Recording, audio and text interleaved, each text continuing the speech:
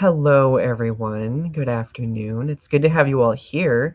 So, Arby's here already. A couple other people are tuning in too. So, I'm sure people will cycle on in as we continue doing this. But if you're unable to watch this right now, obviously you can rewatch it later on because the recording of it will be posted on my Donny Speaks channel. But I am joined today by my phenomenal, delightful friend, Tiffany Schmieder-Kups, who is also my illustrator for my book, Carbon Footprint. And we've been meaning to do this for a while, and our schedules finally synced up because we wanted to just have a talk about like what the artistic process was like for Carbon Footprint, what went into it. So I'm going to be basically asking Tiffany a variety of different questions.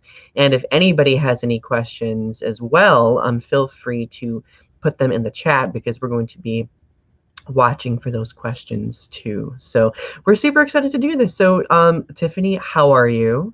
Oh, I'm doing all right. It's good to do this. Like you've been in some of my YouTube videos in the past, but we've not done anything live like this before. So I am super eager for everybody to enjoy and embellish in our banter because we do banter a lot and I enjoy it very much. Um, so before we start talking too in depth, I do want to do a share screen and let's hope that I do this right and not mess it up. But I wanted to just show the original art piece for Carbon Footprint. Oops, this isn't the right. This isn't the one. See, I'm already doing this. Uh, um, I wanted to show the original art piece, so hopefully everybody will be able to see this. Let me know if you can't see it in the chat or anything. But this was the original art piece that Tiffany made for Carbon Footprint. This is without the text placement on it. And of course, as we were going through this process, as Tiffany was creating this, like, um, she was showing me the gradual progress she was making through each step, and I was of course blown away by it because it's phenomenal. But if you haven't yet, I actually posted a video on this channel that shows basically a hyperlapse version of Tiffany doing this art piece. So I wanted to just show this first, and then we're going to be showing toward the end like the final product with the text placement, and we'll talk a little bit about how that process worked. It was super fun and super easy, but I just wanted to make sure that everybody knows that you can go and watch that entire process of the art video.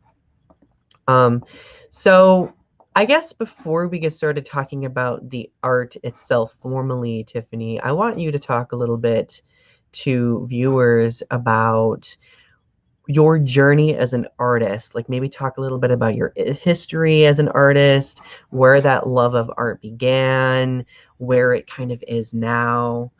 Take it away. That's a large question. It is. It's um well, I mean, my mom was pretty artsy. She used to draw a lot of portraits and stuff like that when I was growing up, so I'm pretty sure I probably got my artistic nature from her. She was always creative and sewing things and doing all sorts of stuff. Um, I think it was probably about middle school when I started to actually start drawing. I got really heavy into anime and stuff like that. I had a friend of mine, and Yes.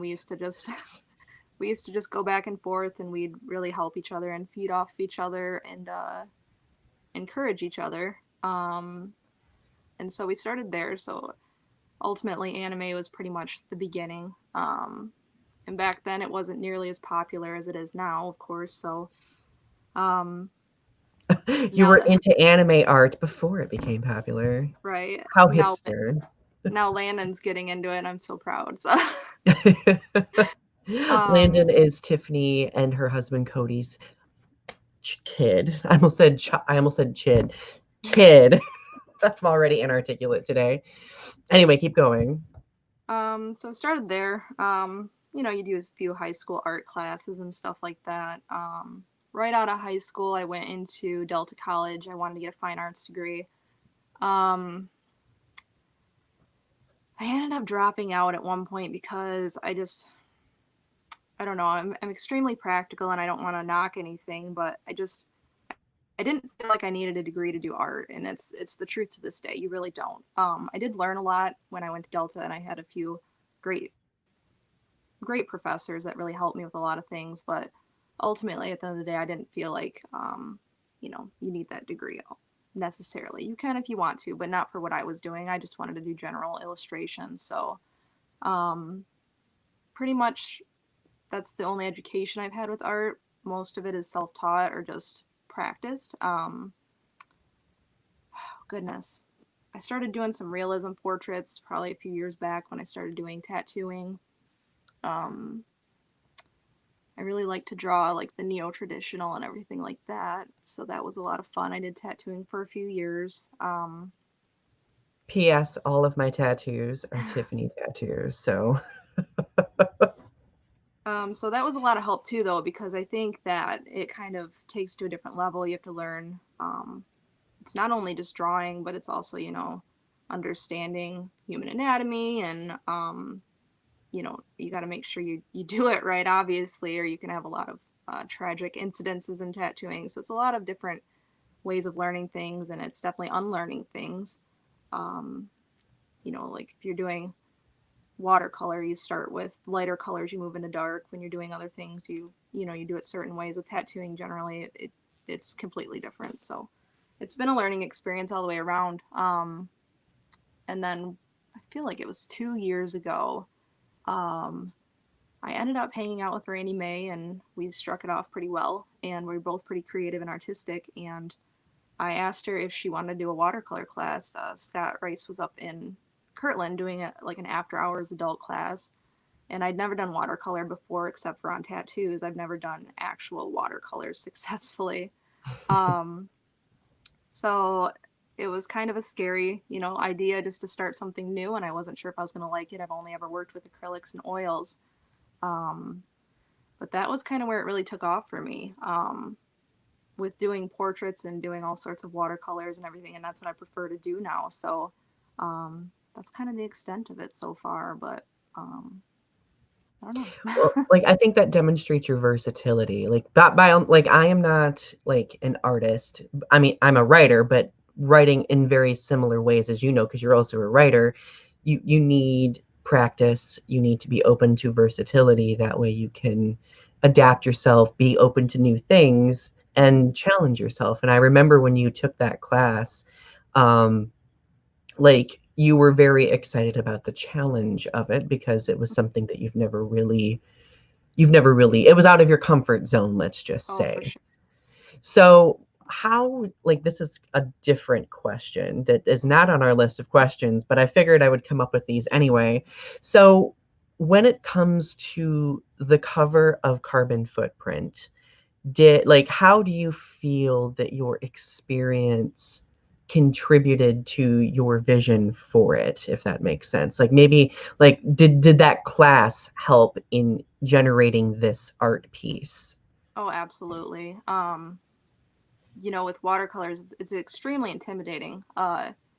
You put something down on paper and it's there, so you really have to be careful. I know that they like to say there's only happy accidents, but I don't necessarily know if I believe that. Um, I distinctly remember going to Delta, and my drawing professor actually took my eraser and chucked it across the classroom. Um, so it's always a control factor with me, but watercolor kind of just it allows you to branch out from that and know that once you lay something down, it's there. Scott was really great with working with me on that and guiding me when I was panicking because I didn't want to lay down a dark color and ruin the entire thing. So um, that really helped coming into that cover because to be honest, I had never done any kind of landscape watercolor before that. That was my first time. It was intimidating. Um, but if you just follow what you've learned elsewhere, you start with the lighter colors, you build in. I did very light drawing in the background just to make sure that I got everything where I wanted it, but um, making sure the foreground was extremely hard because I just want to like lay everything out, but then when you try to put those trees right in right there, you have to leave that open. So it was a learning experience. So, but it turned out really well, and I'm extremely proud of it. So, Oh, that makes me happy. Like I am extremely bedazzled by it myself. Like Tiffany was utterly like I remember you were utterly terrified of what I would think of it.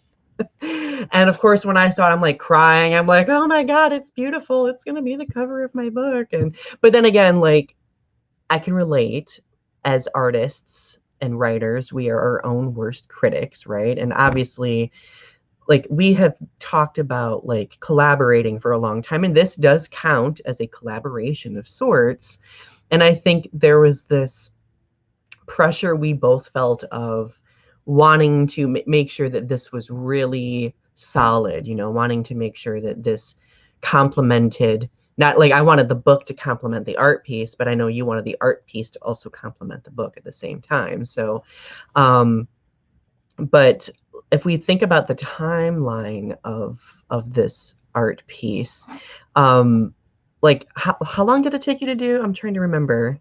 oh my gosh, I feel like it was like 5 or 6 hours, and it's just I think it's a 6 by 9. I've been working primarily in 6 by 9s just so that I can make myself accountable to finish things. Right. Well, right. And the book, like, I mean, the book had specific dimensions too, so I had to get the Yes. specific dimensions from the publisher prior to even being able to see the book. Hmm. And we were also on, I think we were on like a 3 week deadline, if memory serves me correctly, because I had found out in late August that the book was getting Hmm. published. And then I had to quickly be like, oh my God, Tiffany, like, do you want to do this? Like, what do you need? How much time do you need? So on and so forth. So, but I think despite like the time crunch, like, and both of our schedules, both of our jobs, like, I think we were able to put this together and get it going quite nicely.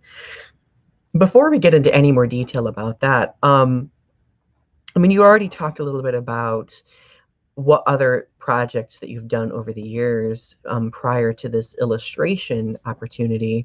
Do you want to talk a little bit more about where people can find more of your art if they are interested in looking at it, like more of your art, your tattoos, so on and so forth? Well, I've been slacking. I've been pretty busy with my new job, so I shouldn't say new. It's been a year and a half. That's terrible.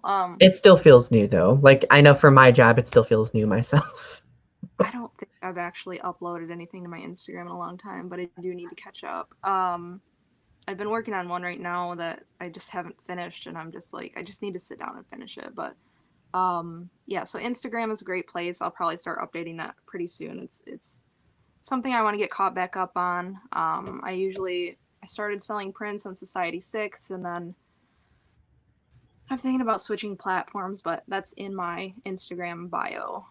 Even though I think there's only like 2 or 3 things on there right now, I need to upload everything. I know a lot of artists are moving to other sites right now, and I'm looking into that.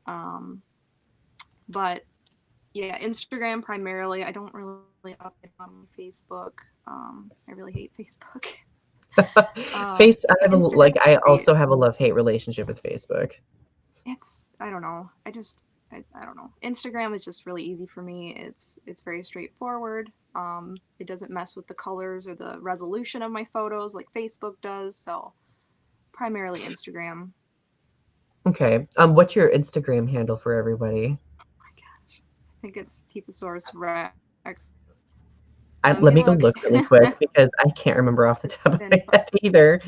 Let's see here. yep, it's Tifasaurus_Rex. Tiffanys Rex. Also, that is your Twitter handle too, I think. So if anybody would like to follow Tiffany, that would be an excellent place to start. Um, so like I think it's really cool though that you have other projects going on. And again, like going back to this thing that I think all artists suffer with, like we suffer with staying on top of projects with our, you know, full-time jobs going on because I think we've been conditioned as artists to be like well, this isn't making us money, so we need to prioritize what makes us money first so we can sustain ourselves and live. And there is a certain degree of practicality to that. And that's something that I'm still unlearning myself. Um, for me, like the pandemic for me has been helpful because it's given me the opportunity to work from home, and I work best on creative work while I'm at home as well. So looking at the comments, Arpy says, Tiffany is an amazing artist, and I could not agree more. so, um, so you already talked a little bit about the styles that you like and prefer. Do you want to elaborate on those any further, or do you feel like you've discussed those comprehensively? Um, I don't know. um, I think that's pretty much where I've just been stuck at is just that realism. Haven't really done a whole lot of anything else lately, so that's where I've been at. Unfortunately, due to COVID-19, I haven't been able to tattoo very much this year, if at all. So hopefully next year I'll be able to get into that at some point. It's just been really difficult with my job, and I'm exposed often, so I didn't really want to, expose other people unnecessarily. So Yeah. it's been kind If of tough, yeah, but if everybody goes and looks at your Instagram, I think they will see a pretty diverse selection of accomplishments when it comes to like the breadth of your interests and what like areas that you um, not only have been challenging yourself in, but also areas that you are super comfortable with too. Because I know you have watercolor pieces on there, you have tattoo pieces on there, you have like a lot of like portrait-esque pieces on there. I know one of my favorite pieces that you did was that piece of Marvel's Venom that was really oh, like I don't even know how like what style of art is that? How would you describe it? that was done on my iPad. I like to do a lot of realism on my iPad. It's one of my pet peeves. I've always done graphite drawings, and you always get the graphite right along the hand, and then you sweep the page just the right way, and then you smear the entire thing.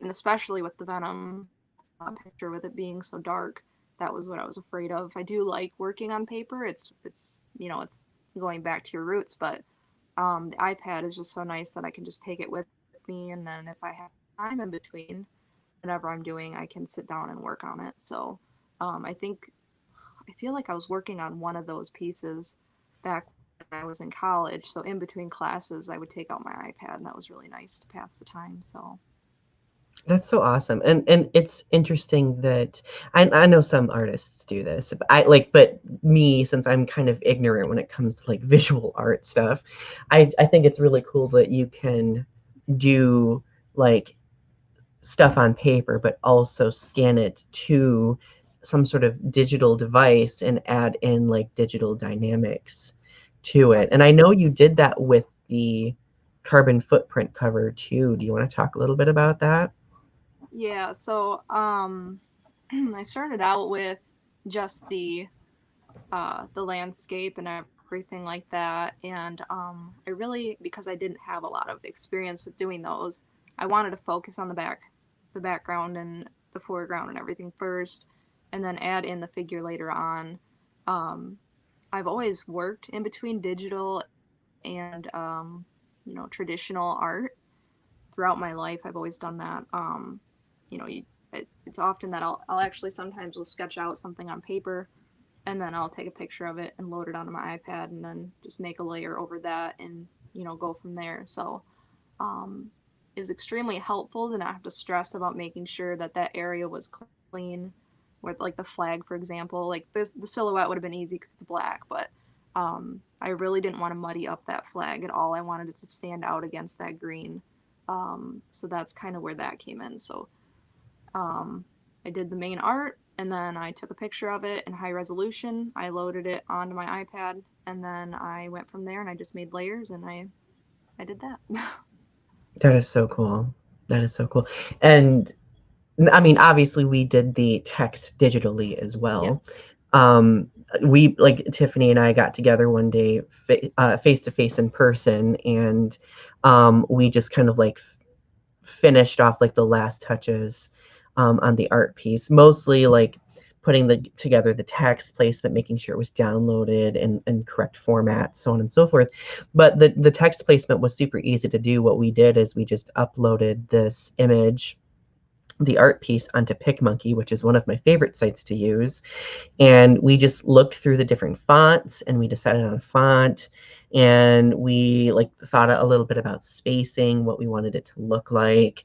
I think the most difficult thing about the font is that, like, with white text again, well, I think originally we were going to do like a darker text color, and then we were like, no, no, no, no, no, like the Yeah. foreground of the forest floor is a little bit dark, so we need something that kind of stands out against that background. So we opted for this font style, and we put in like a small, like, darker like outline around it, so it kind of stands out a little bit more, because outlines, at least from my understanding, tend to make things pop just a little bit more with emphasis. So, but like, I think, like, I'm just going to be honest, like, you captured the vision that I had for the cover perfectly, because like a lot of the book is themed around journeying through nature in some fashion, and like I was in my mind envisioning like a forest path of sorts that's kind of like overgrown, and a person walking away from us looking at the piece. So like I thought that it was done very phenomenally, let's just say. So um I can't stop looking back at it and being like, this is so beautiful. It's so perfect. Um, so that's the process that we went through with at least putting together the text, so on and so forth. So um, now, I guess, what was your immediate reaction when you were asked to do this, just for fun? Oh goodness. Well, extremely uncomfortable. Not because of any kind of art reasons. It's just there's just a high emphasis on commissions. I've always stressed over commissions. I really struggle with them. Um, I just have such high expectations for myself, and I want to make sure that whatever the vision is of the person comes to life. Um, but I knew with you, like, we're always open and honest with each other. I don't feel, you know, I feel like I can talk to you no matter what about anything. So, we worked together throughout the entire process and it worked out great. Um, Whereas if it was someone I didn't know, probably wouldn't have taken it just because I don't feel comfortable. So, um, but we worked together really well on it. I showed you some of my ideas and what I was thinking about, and we kind of, I guess a Facebook Messenger dream board. um, and we went from there. So, and then I just kind of took pictures of the entire process. And yeah, like you said earlier, I was really hesitant because, I mean, when you're working with watercolor, it's difficult to see the final product until you're done. I think with anything, with any kind of art, I know that I've started projects and I'm like, I don't even want to finish this. This isn't gonna look good. And then by the time I'm done with it, like I'm like, oh okay, like it's fine. So, um, I just even watching that video of the time lapse, you can see like where it doesn't look like a whole lot of anything. I'm just laying down like really light colors and kind of just shapes, and then eventually it just comes to life the more you add into it and the more depth you give it. So, Like, yeah. it's really cool watching that, because, well, I think especially when you're working with watercolor, like, you definitely need to be able to visualize in your mind what you want the final product to look like, right? Which I applaud, because I can't even fathom doing that. I don't know if it's lack of imagination, or if I just writing brain, like I look at the words, not necessarily the images, right? So looking at how it evolved from the first, like the sketches that you did, like to kind of like create like the outlines of things, and then transitioning throughout all the color, all like the different colors that you blended together, like was really neat to me. So yeah, if anybody hasn't watched that video yet, if you go watch that video, I think you will definitely be very intrigued by it as much as I was intrigued by it. And what's really cool, I didn't even know that you were even recording something like that for that video. And then you surprised me one day and you were like, "Hey, I did a hyperlapse video of the art process." And I was just like, "Yes." Yes, you read my mind. We've known each other so long, we're basically psychic anyway. So Lacey is here. Hello, Lace. It's good to see you. P.S. If anybody has any questions, please don't hesitate to ask any questions. We are keeping an eye on the chat box. So, let's see. You've already talked about your process for creating this art piece. Do you want to share any advice? Like if you were to think about something that you would want to say to aspiring artists, like what would you say exactly? Don't be so hard on yourself. I've learned over the years, and I know that I used to be. I mean, I'm still, but they call my friend calls me a drywaller because I'm meticulous about certain things. Um, but you really have to learn uh, just how to go at your own pace, and um, I think art is extremely subjective. I mean, everyone's seen like abstract art where they don't understand it, but there's still a serious process behind that. I mean, I can't slap something on a board and make it look good. Like there's thought behind that with anything really, but um, you got to make sure you just keep going, and you got to know that you're gonna make things that you don't like, and there's gonna be pieces that you don't appreciate, but that's the only way you can learn is by pushing forward. My other piece of advice would be to find artists that you really like. I mean, Instagram is great for that. I found so many artists that I like to watch their videos, and I like to see like their process. And I'm not even just talking like, I'm looking for watercolor artists, or I'm looking for realism portrait artists. Um, One of my favorite artists is a photographer. His name is Harris Newcomb. He does these just so bold, beautiful photos. And actually, I did a watercolor. That was the watercolor I worked on in Scott Rice's class. Um, it's just so out of the ordinary of photography. It's raw. It's real. It's vivid. It's just I don't even know how to explain it any further. But check him out. Seriously, he's great. And he actually I know in the art community there's always like some him and hawing about whether you can use other people's photos for inspiration, all this other stuff, but really how do you grow without that? Anatomy, everything like that. I'm always on Pinterest saving uh, anything that I see that inspires me. I don't necessarily just paint it flat out, but just to see that. I definitely think that that's a good way to start with art, and just to continue on. But I think you just got to branch out. You got to understand that it's not just one style, it's not just one thing. Anything can inspire you. So, um, I know that when I was tattooing, I went to a convention in Detroit and I met Liz Cook. And I don't know, I'm sure people have watched Ink Master. I don't really appreciate the show as much as other people do, but um, that's a whole nother conversation. But um, Liz is very down to earth, and in a tattoo community where it's been primarily dominated by men, it's extremely hard for females to work their way up in such a field, um, and to not be sexualized.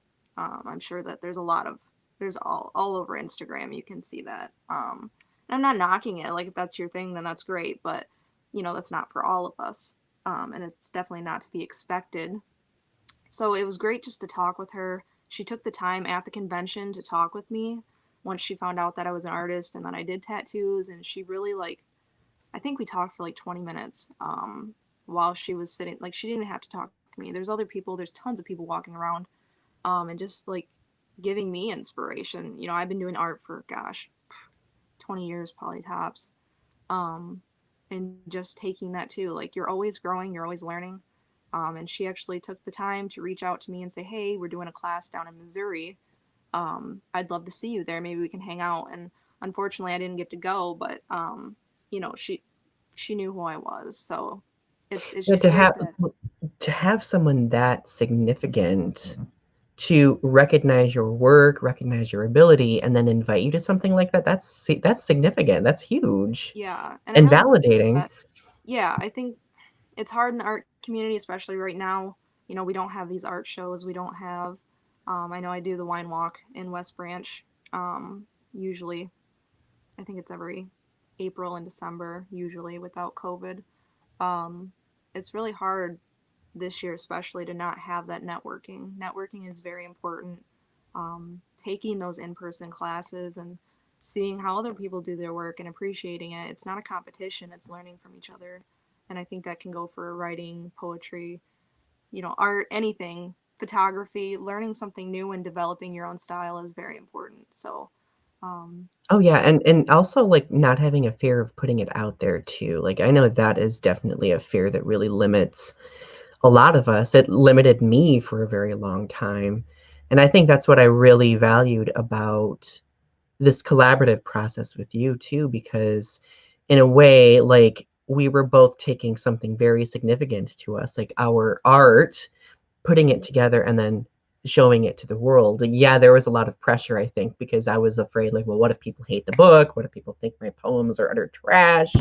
I'm sure you were worried about that too with the art and everything. But considering how well it's been received and how everybody has really loved the art piece and how it kind of really sets like the stage for the book itself. Like people remember when they see that visual, and I think that's what makes it so phenomenal. Like the cover also shares the story of the poems in the actual text. So now, as we're getting close to finishing this up here, RP has a question of, do you listen to music when you draw?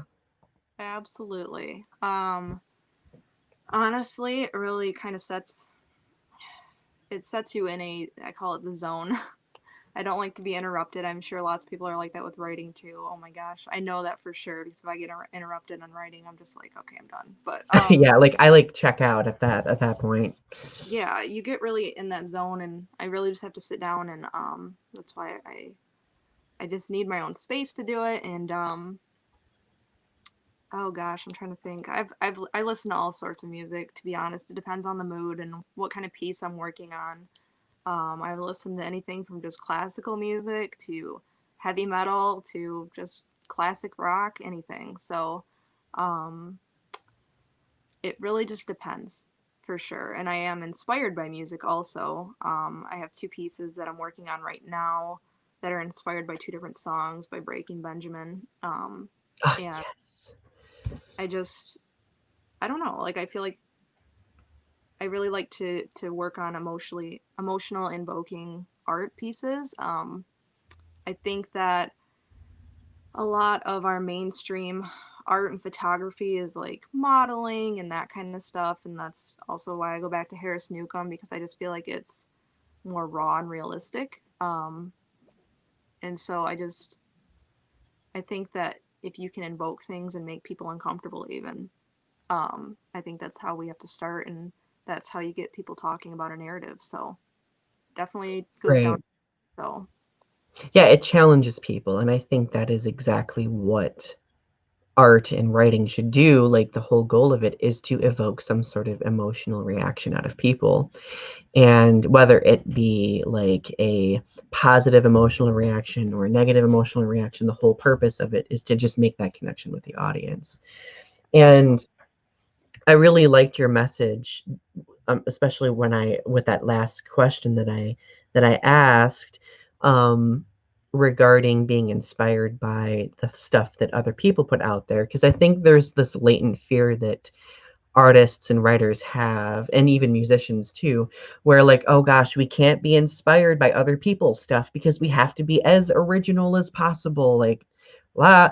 I really do think that this weird anxiety surrounding originality has reached a very toxically perfectionist level that really prevents people from succeeding with the art that they produce, right? Absolutely.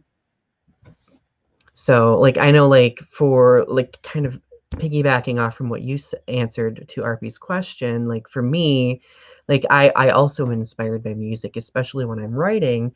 I sometimes I focus a little bit more on instrumental music because listening to lyrics kind of gets me mixed up when it comes to well, let's just say the actual words, right? So like I'll listen to somebody else's words and I'll be like, oh, that kind of disrupted my thought, or I'm dancing around and that doesn't always make it conducive for writing. But I know that for me, I very much value listening to those musical pieces, being inspired by them, and then like maybe writing about them at some point in the book. Like at the end, in the acknowledgement section, I have an entire section that talks about like other musicians, artists, and poets that really empowered me while writing it. So like, and maybe I put that in there because I was like paranoid. I don't know, but I did want to give credit to people and honor those who have inspired, because truthfully, without those people, I don't think in many ways we would be motivated to do what we do, because we look toward those examples. Yep, absolutely. All right. So we're going to wrap things up here.